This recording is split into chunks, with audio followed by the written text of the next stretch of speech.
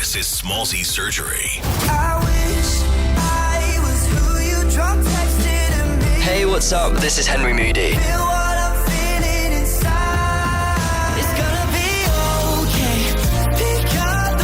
You're listening to Smallzy on Nova. Count to 3 and I'll be in a better place. It's just some bad emotions. Hey, on the show tonight, I'm excited to meet this guy. Henry Moodie, welcome to the show, man. Hello, how are you? It is very exciting to meet you. Thank you for having me on the show. Now, maybe we just start from the beginning. Give me your stats. Back in the old days, we used to say ASL, your age, sex, location. Like the very nuts of your story. Where are you from? Tell me everything I need to know. Okay, I am from the UK, just a little village in the middle of nowhere in the UK. And I don't really know why I got into music because none of my family are musicians, but my mum is a therapist, so I feel like maybe she taught me to like channel my emotions into like songwriting. So when I was like 11, I started songwriting, and I like commute into London by myself on the weekends during school and do these sessions when I was like 12, 13. And then, I don't know, I just fell in love with it from such a young age, and then started social media when I was like 15. And I think that was really my way into the industry. Yeah, so, right. Yeah, feeling very lucky. You got some insane stats on social. We'll get to that in a second. When did you realize you had somewhat good at it?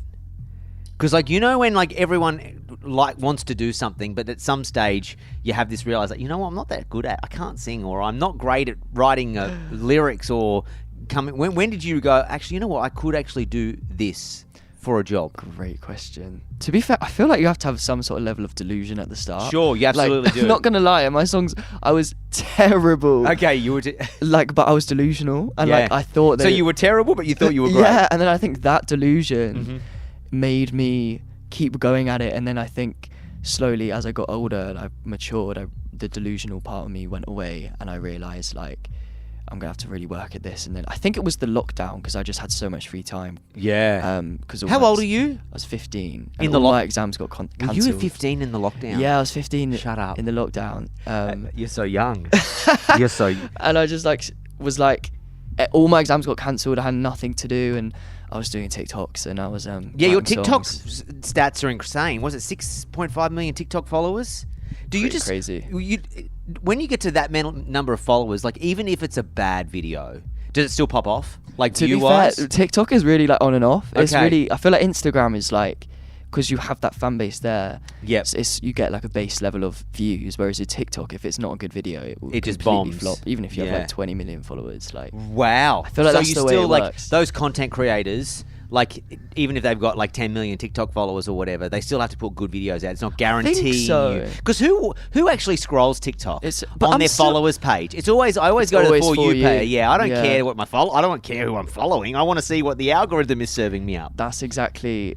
And I feel like we're trying to figure out the algorithm, but I feel like because you're always looking at For You and you're always looking at new people, it is quite difficult to build a fan base on TikTok. Yeah. Whereas with Instagram, because you got stories and your feed, you're seeing everyone that already follows you, that you already follow. It's a bit easier to build that fan base, I think. So what's your biggest TikTok video? Ooh. Do you know what it is? What was the first one that you were like, shit, mum, check this out. It's got 1 million followers, a million watches.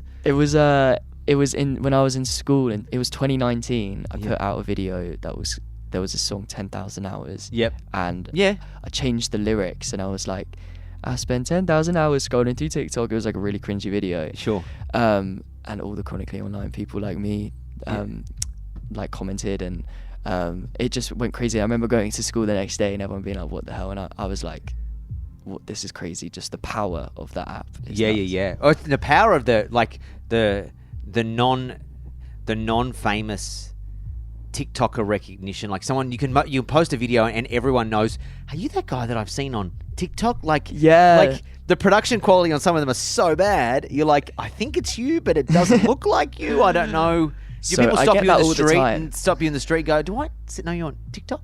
A couple times, not much to be fair. Yeah.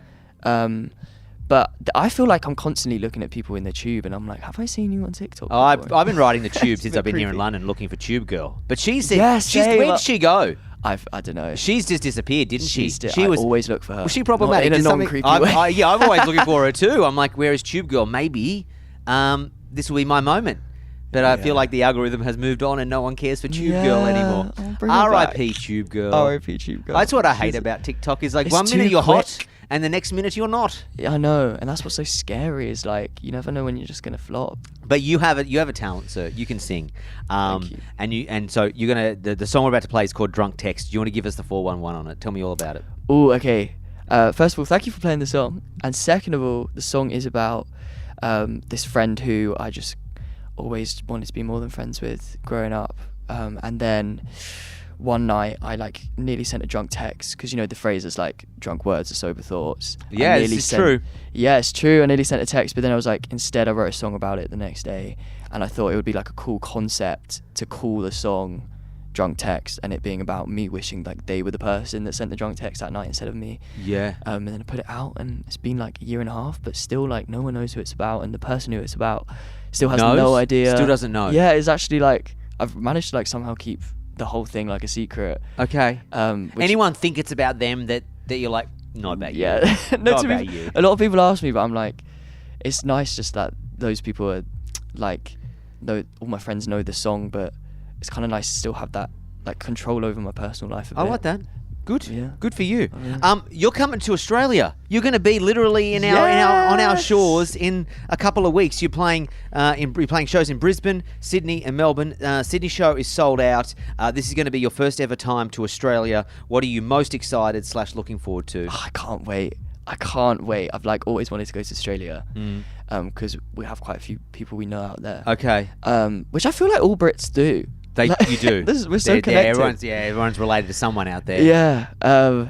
I can't wait. I'm excited just to. Are you going to go to the beach? I'm gonna go you want to surfing, know I the think. most exciting thing? Yeah. I'll tell you. Because like right now, it's summer in London and it's gloomy and it's grey and it's like 17 degrees outside, Disgusting. right? It feels like December. Right? Yeah. 17 degrees. Right now, it's winter in Australia and you'll be in Australia in winter. Great news. It'll be gloomy and 18 degrees. Yeah, but to be. And it will be exactly the same weather, except that's our winter. The UK weather is appalling. It's depressing. And I think since doing this job and being super lucky to be able to go and travel, like I really realised like how bad the UK weather is. So it's depressing. It's so depressing. Because even Australia, is it as cloudy the whole time? It might be. No. See?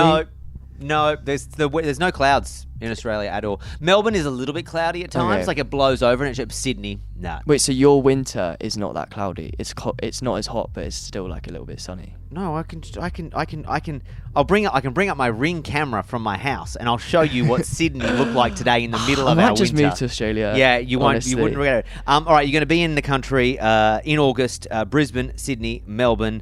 HenryMoodie.com for the tickets. Oh, by the way, I was stalking your website. I love the Moodie merch. Oh, thank you. I love the Moodie. How involved are you with your merch? Just quickly. Yeah, we just thought.